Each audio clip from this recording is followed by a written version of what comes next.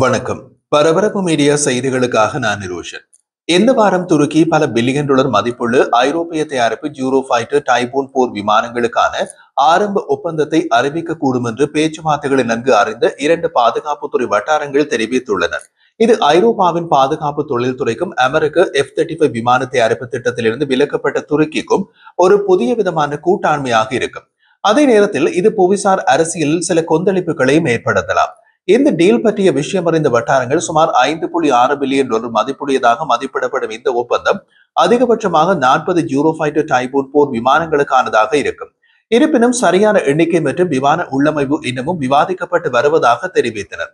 Euro fighter ஐரோப்பாவின் மிகப்பெரிய பாதுகாப்பு நிறுவனங்களில் 3 BAE சிஸ்டம், ஏர்பஸ் மற்றும் இத்தாலிய நிறுவனம் லியோனார்டோ ஆகியவற்றின் கூட்டமைப்பால் தயாரிக்கப்படுகின்றது. போர் விமான சந்தை என்பது சர்வதேச பாதுகாப்பில் மிகவும் போட்டித்தன்மை வாய்ந்த ஒன்று. ஏனெனில் இந்த உயர் தொழில்நுட்ப தயாரிப்புகளை உற்பத்தி செய்து விற்பனை செய்வதில் செலவழித்த பணத்தின் அளவு மற்றும் கௌரவம் ஆகியவை இதில் அடங்கும்.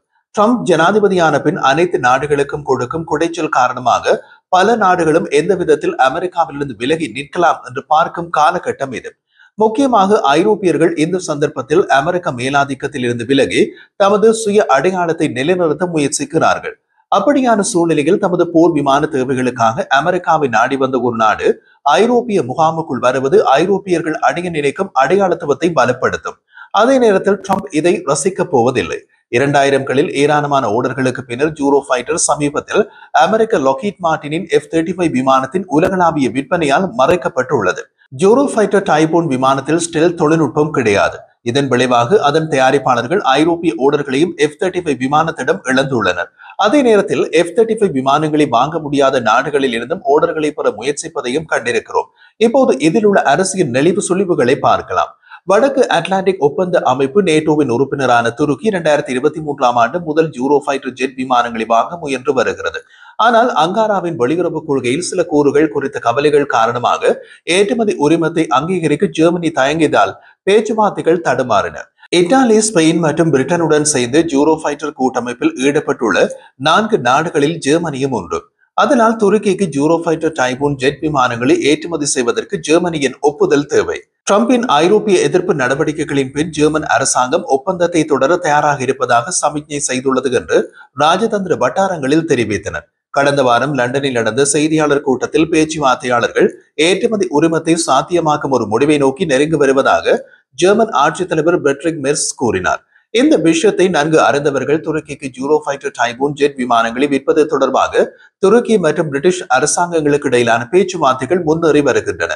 ஒப்பந்தத்திற்கான அடித்தளத்தை அமைக்கும் ஒரு ஒப்பந்த கொள்கை இஸ்தான்புல்லில் நடைபெறும் சர்வதேச பாதுகாப்பு தொழில் கண்காட்சியில் அறிவிக்கப்படலாம் என்று தெரிவித்தனர்.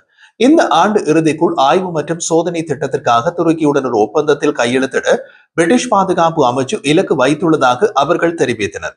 பிரிட்டிஷ் பாதுகாப்பு அமைச்சின் செய்தி தொடர்பாளர் ஒருவர் பிரிட்டன் மற்ற நாடுகளுக்கு ஜூரோ ஃபைட்டர் டைபூன் ஏற்றுமதி பிரச்சாரங்களை வழிநடத்தி வருவதாக கூறினார்.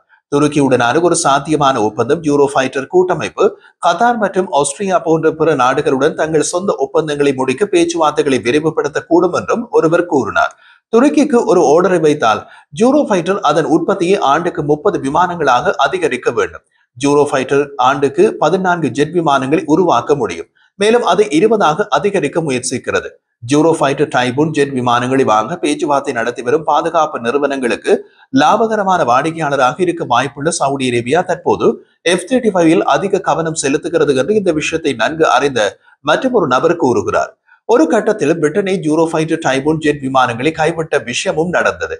2009ஆம் ஆண்டு கடைசி ஜூரோ ஃபைட்டர் டைபூன் ஓர்டரை வழங்கிய பிரிட்டிஷ் அரசாங்கம் டைபூன்களுக்கு பதிலாக அமெரிக்க தயாரிப்பு F-35A ஜெட் விமானங்களை வாங்குவதாக அறிவித்ததை தொடர்ந்து அப்போது வேலையிழப்பு தொடர்பான தொழிலாளர் கவலைகள் ஏற்பட்டன. இப்போது அதே பிரிட்டிஷ் அரசு ஜூரோ ஃபைட்டர் டைபூன் ஓர்டரை பெற்றுக் கொடுக்க துருக்கியுடன் பேசுகிறது. ஜூரோ ஃபைட்டர் டைபூன் விமானத்தை துருக்கிக்கு விற்க விரும்பாத ஜெர்மனி பச்சை கொடி காட்டுகிறது.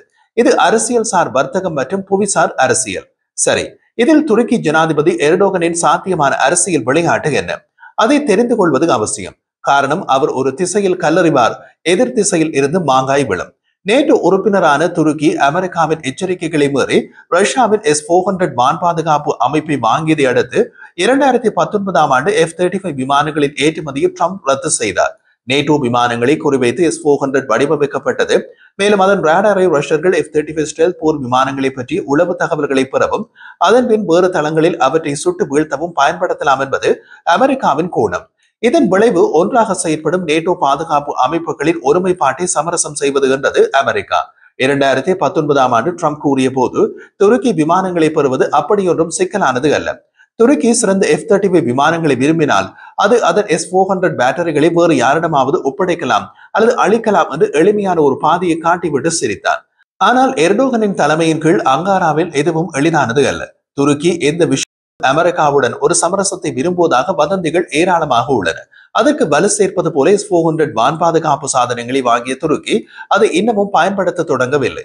S-400 வான் பாதுகாப்பு சாதனங்களை கைவிடுவதற்கு பதிலாக S-400களின் ஒரு முக்கியமான கூறுகளை இயங்காமல் செய்தால் போதுமானது என்று துருக்கி அமெரிக்காவிடம் கேட்டதாக ஒரு வதந்தி இருந்தது.